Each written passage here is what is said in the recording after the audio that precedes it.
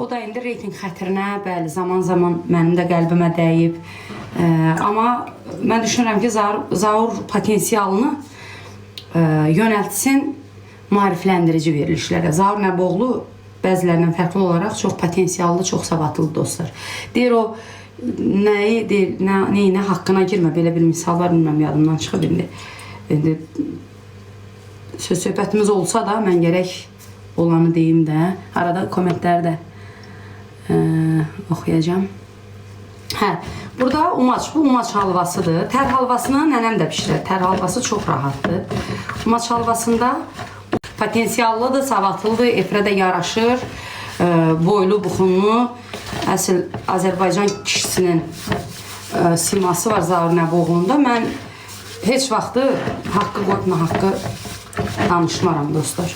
Sadəcə olaraq indi o da reytingini kimləri səafətə qarşı üzr istəyirəm ifadəmə görə hürdürməklə yığırdı deyə bizim problemimiz ayrı problemdir. Amma indi orada yazdınız ki, Allaha şükür, yəni mən düşünürəm ki, öz fikrimi deyirəm.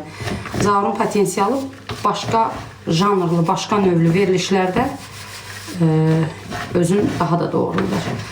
Umacımızı düzəldirik. Gətirin siz də bişirin. Bunun duzunu tökəndə mən suya, indi bir çimdikdə azca da orada duz səpəndə ölənlərimin adını çəkəcəm. Allah ölənlərinizə rəhmət eləsin. Atamın, anamın, cavan qardaşımın.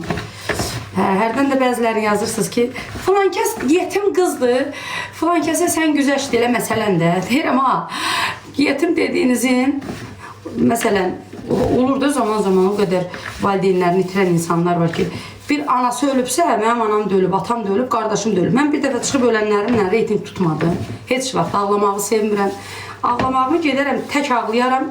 Mən dərdimlə insanları yükləmərəm. Nə qədər izləyici var? Qalxın da, qalxın, biraz da qalxın. Ay xanımlar. Umaç, gözə yarı.